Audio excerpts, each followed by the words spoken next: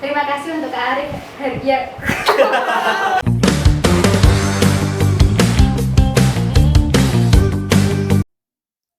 Assalamualaikum warahmatullahi wabarakatuh.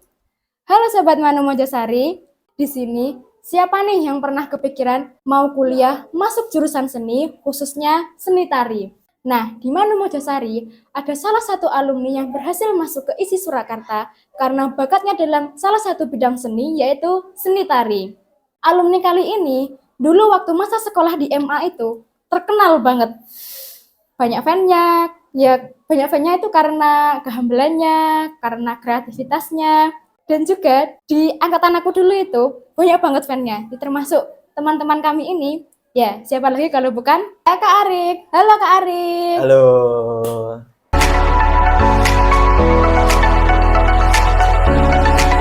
Tanpa basa-basi lagi, ayo langsung saja kita kupas tuntas mengenai kehidupan kuliah menurut Kak Arif.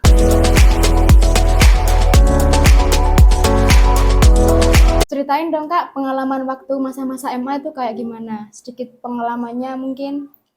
Oke, jadi waktu masa-masa MA itu adalah masa-masa emas ya, menurut saya. Jadi banyak anak MA, termasuk saya juga, itu kan pasti bingung kemana apa arahnya setelah lulus, mau kerja atau mau kuliah. Tapi sebelum saya bahas itu, saya perkenalan dulu. Jadi saya dulu dari jurusan IPA, angkatan lulus 2022.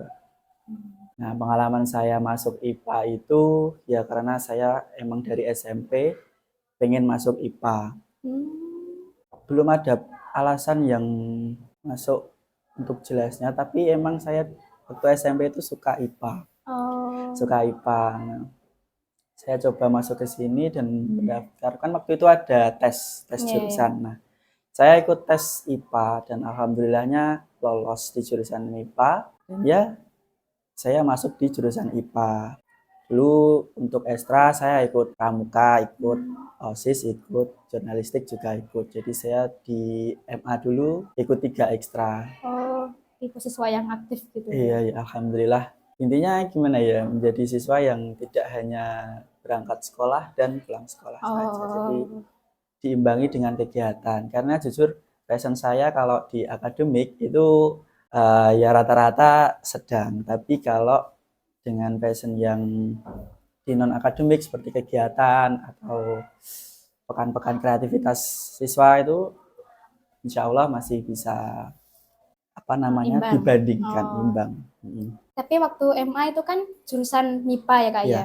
Kenapa kok bisa kepikiran masuk jurusan seni tari itu, dari mana dapat idenya itu? Nah, ini ada cerita menarik. Waktu dulu kan sempat kita tertabrak oleh itu ya, Corona. COVID-19. Nah, pasti siswa-siswa termenung sama tugas-tugas di rumah dan online. Terus saya mencari kesibukan. Dan pastinya kan untuk kegiatan ekstrakurikuler itu juga enggak jalan. Banyak yang enggak jalan karena COVID. Nah, saya cari kesibukan di luar. Ada salah satu teman saya itu ngajak ikut latihan. Waktu itu saya ditawari untuk ikut latihan menari. Nah, apa sih kok menari? Apalagi saya cowok kan. Menari dan nanti ada apa kok latihan menari itu mau ada apa itu. Nah, saya ditawari katanya ingin dijadikan model. Unik model ya, mungkin model majalah kesenian atau apa nggak tahu. Nah, saya diajaklah itu latihan menari. Dari situ saya menjadi tertarik dengan tari. Jadi kakak itu nari itu bukan hobi dari kecil ya? Kalau dari kecil itu bukan hobi, cuman suka saja melihat seperti tari daerah, terus tari daerah. Tapi bisa dikembangkan waktu masa-masa MA itu. Mungkin kan waktu kecil kan cuman mungkin melihat tari, melihat pentas seni kan sebatas acara-acara sekolah, saat acara perpisahan atau pentas seni gitu. Nah, mulai kesini, mulai dewasa, mulai berkembang. Nah, ternyata dunia seni itu luas dan khususnya tari itu ternyata luas. Jadi Kak Ari kan minat dalam seni tari itu waktu COVID-19 ya? Iya. Itu kenapa waktu daftar kuliah itu diisi? Maksudnya isi Surakarta kan ya? Nah, saya tuh dulu punya pikiran seperti ini. Kan pasti setiap siswa yang lulus dan khususnya ingin melanjutkan kuliah itu bimbang mau ambil jurusan apa, saingnya pun juga kan nggak dikit Iya. gitu. Nah, itu saya tuh mikirnya gini, apa sih yang jurusan yang sesuai passion saya dan unik untuk saya ambil. Dan pastinya gimana ya? Itu saya dapat ide nggak tahu dari mana tiba-tiba saya tercetus tari. Kan saya Oh. tari dari sanggar ya itu tari. Terus ternyata ada info, ternyata di Indonesia ini ada kampus yang khusus tari namanya Institut Seni Indonesia. Nah, yang saya masuki itu di Surakarta. Jadi di Solo sana, Surakarta. Nah, kenapa alasan saya apa tadi pertanyaannya Bismillah? Kan kenapa harus di Surakarta, kan isi ada banyak di Indonesia itu.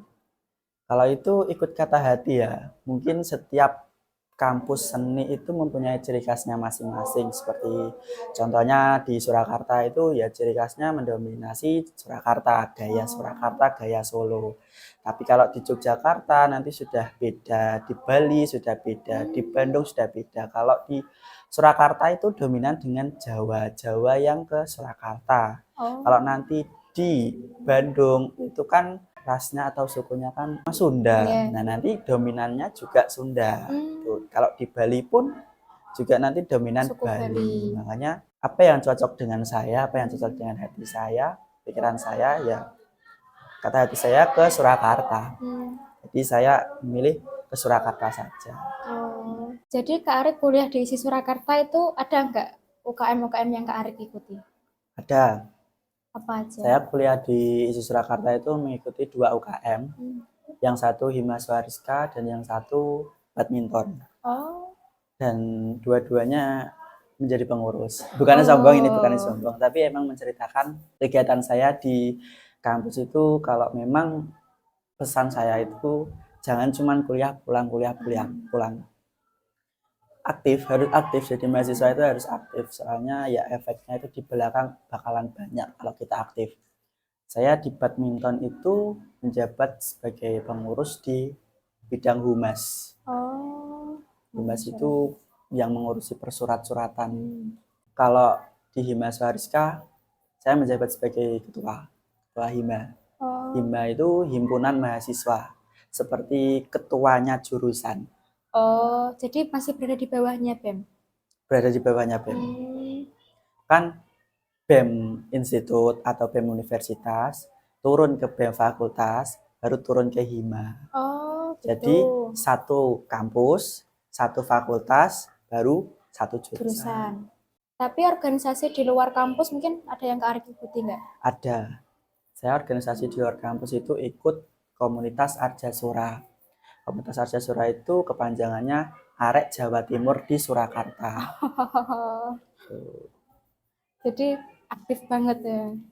Ya alhamdulillah buat gimana ya supaya enggak cuman kuliah pulang jadi sambil diimbangi dengan kegiatan-kegiatan luar. Itu hitung-hitung juga cari relasi sih biar kita juga ada pengalaman pengalaman luar kayak kita bisa ke sana pentas ke sana cari apa namanya jadi kru di sana pengalaman apa yang Buat planning ke depannya. Tapi hidup di Surakarta itu biaya hidupnya mahal nggak Kak?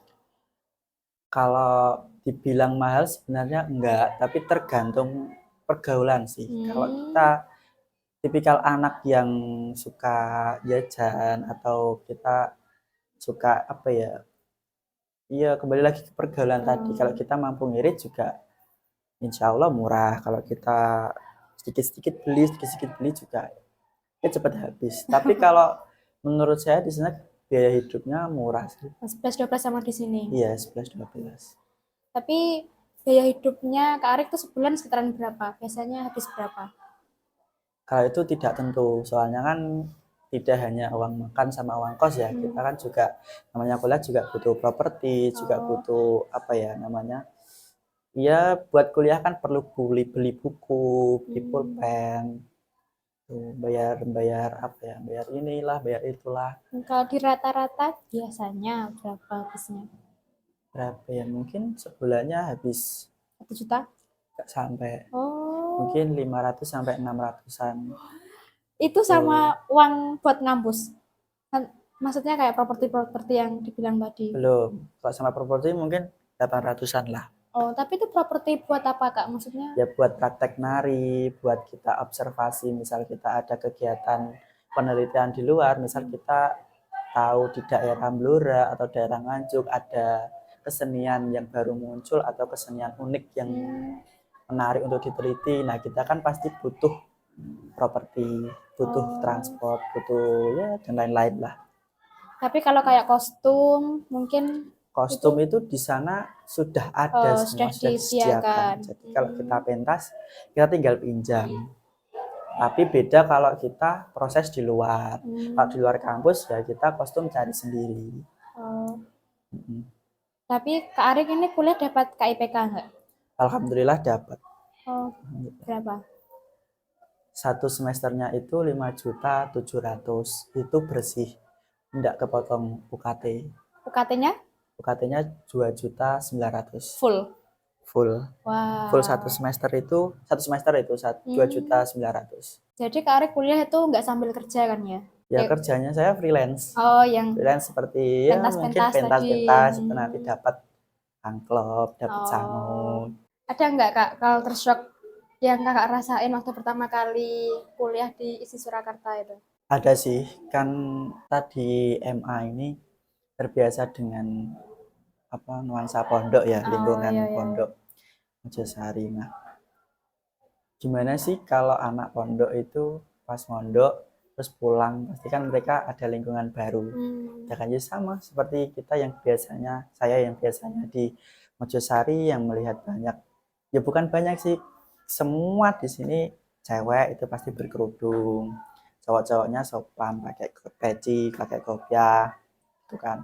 Tapi kalau di sana itu bebas, jadi pergaulan itu bebas, tinggal kita gimana cara kita membentengi diri sendiri agar tetap ya kita belajar ilmu di normal, maksudnya di modern, cuman kita tidak meninggalkan ilmu dari MA. Kita tetap mengamalkan. Nah, itu peran penting kita.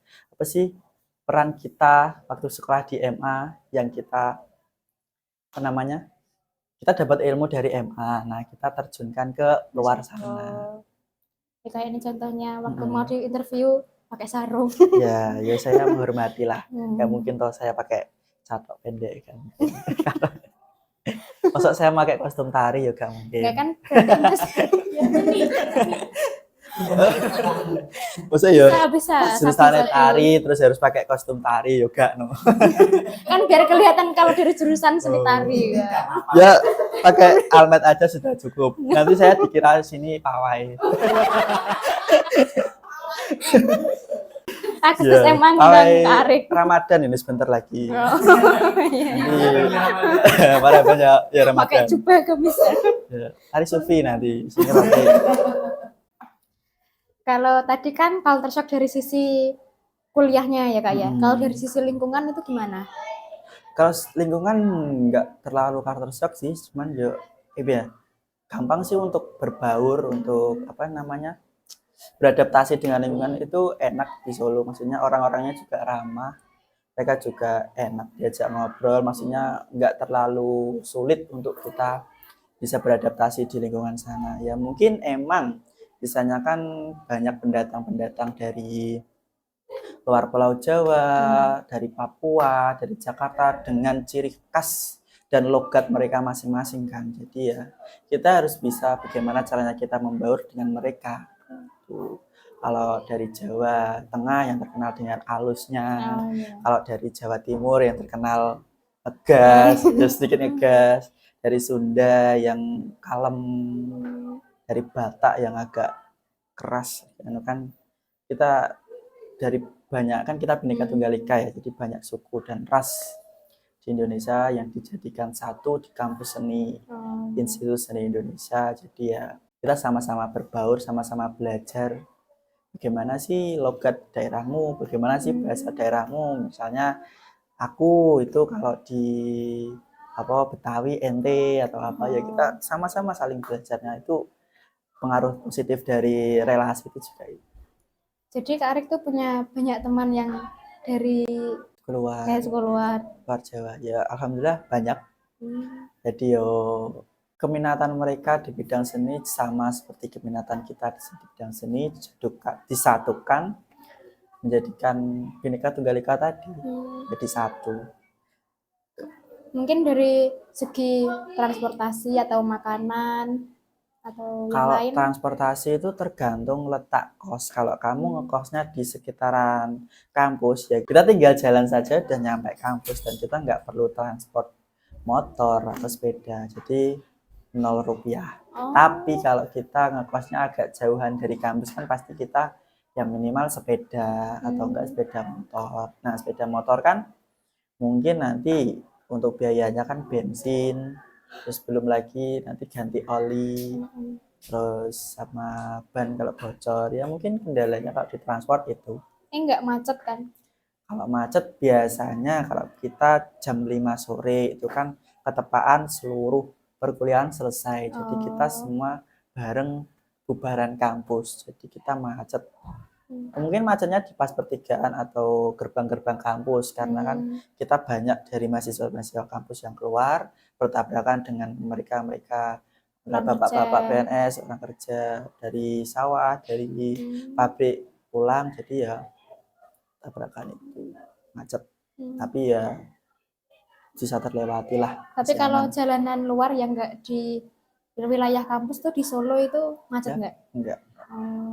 Aman. Tapi itu tempat tinggal kakak itu jauh nggak dari kampus? Enggak terlalu jauh. Tapi tetap pakai motor? Tetap pakai motor. Ya dari sini kalau diukur MANU sampai ke monumen lah. Oh ya nggak jauh. Makanan. Kalau makanan itu saya biasanya saya ukur. Di sana kan ada warung prasmanan, boleh beli lauknya aja. Jadi kayak terserah kamu mau beli lauk berapa. Nah, saya itu biasanya belinya paling sehari itu 15.000, kadang juga 8.000, itu bisa 2 kali makan, siang sama malam. Soalnya kalau pagi paling saya sarapannya nasi sama kerupuk. Ngirit. Merakyat. Tapi dari rasa mungkin kan orang Jawa Tengah terkenal masakannya manis itu ada. Ya memang kalau rasa mau beda sih. Kalau lidah saya kan emang dari kecil di sini ya, jadi ya saya lebih suka masakan orang sini. Kalau sana identik dengan manis, jadi yo gimana ya, lebih suka yang asin-asin sih kalau saya. Kalau kata Kak Arik itu circle pertemanannya anak seni itu kayak gimana? Ya unik sih circle pertemanannya. Mereka bisa mengambil kesenian dari manapun.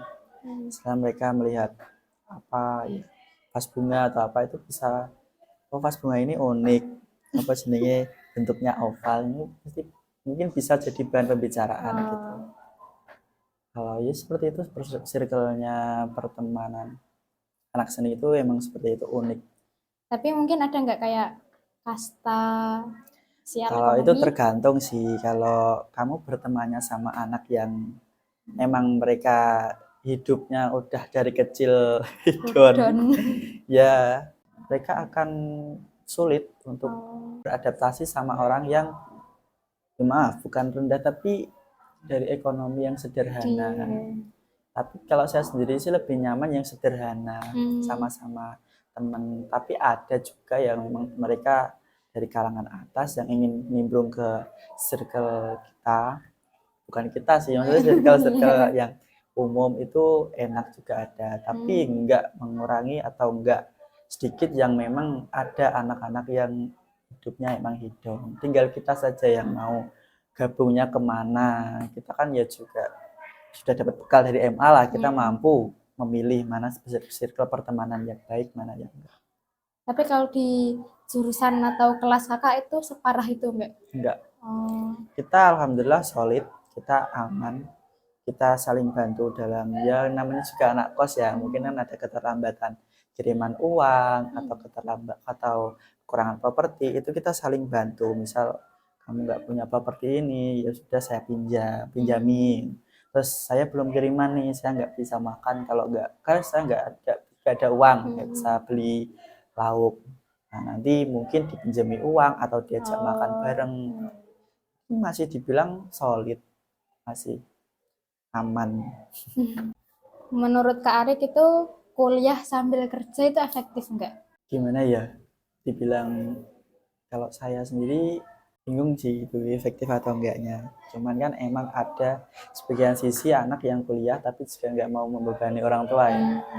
Tapi kalau kebanyakan teman saya itu yang kuliah sambil kerja itu kuliahnya di UT, Universitas Terbuka. Oh, Di Universitas Terbuka itu kan memang menyediakan kuliah online, jadi mereka bisa sambil kerja. Tapi kalau misal kita kuliah yang masuk tatap muka seperti kampus saya, kampus isi itu kayaknya kalau sambil kerja itu efektifnya kurang. Ya.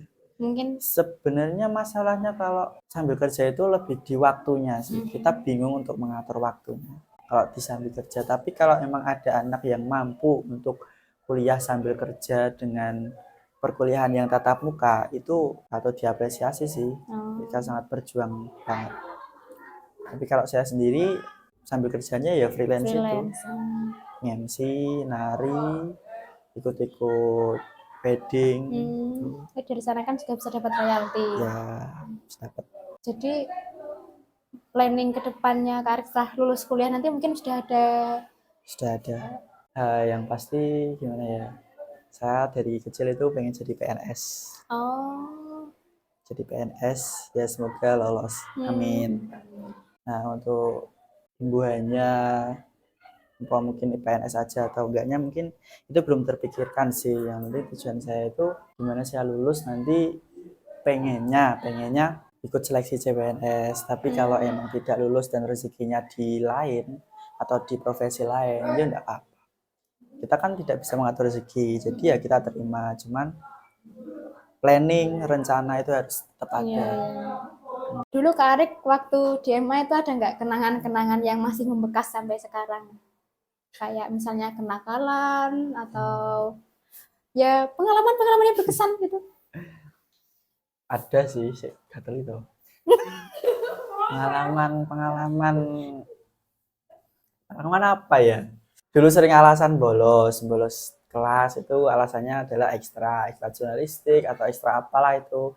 Kita rapat di perpus. Dulu kan perpusnya masih di sini ya. Iya, Kan di ruang guru sekarang. itu, tapi kita HP-an. Kita bikin TikTok. Kita setting-setting ya, memang kita rapat tentang ekstra, tapi lebih tepatnya kita malah nge-sosmed. Bukan nongki sih, karena yo kok sosmed lah, TikTokan atau apa. Dulu kan masih gencar-gencarnya video terus di slow mo itu. TikTok gitu. Ya, kalau kenakalnya itu. Tapi kalau apa namanya, Kenangan yang paling yang berkesan. baik berkesan, pengalaman waktu ikut ekstra sih di sini. Jadi kita kan saya dulu ikut 3 ekstra ya. Pengalaman saya ikut ekstra OSIS itu saya pernah menjabat. Bukan menjabat sih, saya pernah mencalonkan diri sebagai ketua OSIS. Tapi mungkin dulu saya emang mental saya belum kuat. Jadi masih bukan mental aja, tapi mungkin persiapan dari ilmu mungkin kurang. Jadi saya bukan gagal tapi tidak terpilih. Tapi kan sekarang sudah bisa jadi ketua hima. Ya, alhamdulillah. Tergantikan. Mungkin ketua hima juga saya ambil dari pengalaman yang waktu saya mencalonkan ketua OSIS. Tapi pengalaman apa tidak jadi ketua OSIS, saya terpilih menjadi bukan ketua sih, jadi pradana di Pramuka. Sama dengar-dengar katanya juga jadi ketua di tim jurnalistik ya? Iya, alhamdulillah saya rangkap 2. Wah, Rangkap siswa yang aktif banget. Ya, alhamdulillah masih diberi mampu. Ada nggak Kak pesan-pesan untuk adik kelas di Manu Mojosari dan juga untuk para calon peserta didik baru Manu Mojosari? Mungkin pesannya adalah jangan takut untuk berekspresi, apapun keinginan. Kalau memang sudah ada niat ya diniati, bismillah, pasti bisa. Yang penting itu jangan takut berekspresi, bebaskan aja mau berekspresi seperti apa. Mungkin itu sih. Untuk calon peserta didik baru? Calon peserta didik baru MA ini top. Banyak lulusan-lulusan dari MA ini yang tidak terduga mereka bisa banyak yang mampu meraih yang hal-hal yang tidak terduga. Kayak Kak Sudah Arik ada ini. yang lulus dari MAERU tanpa kuliah jadi TNI, ada jalur prestasi hafalan. Wow. Dalam gitu. Untuk calon maba itu jangan gampang ngutung karena proses itu emang ruwet. Oh. Buat kalian yang berproses, pastinya semua pasti semua pengen lolos KIP. Pokoknya jangan mutung. Saya tuh paling gak suka anak yang mutungan. Siti-siti, Putus asa. terus moh siti-siti, aku mau lek gak ngene. Kudu kekarepane terus dhisik lagi dia mau untuk bergerak. Itu saya seperti itu. Kita harus bisa mengalahkan ego. Mengalahkan ego, dilarang mutungan. Kalau memang sudah bundel apa-apa, sholat donga. Terima kasih untuk Kak Arik yang hari ini mau diajak ngobrol-ngobrol sama kita. Maaf juga kalau ada kata atau perbuatan yang tidak berkenan bagi Kak Arik. Maafin ya Kak. Ya, ada apa-apa. Saya juga mengucapkan mohon maaf bila mana ada salah kata dan ucapan saya selama wawancara tadi. Sama-sama. Ya. Dan juga untuk penonton video kali ini, terima kasih sudah menikmati video kali ini. Jangan lupa klik like, subscribe, dan share. Dan juga untuk info lebih lanjut mengenai PPDB, cek link di bio ya. Bye-bye. Makasih urung enak. Ya wis.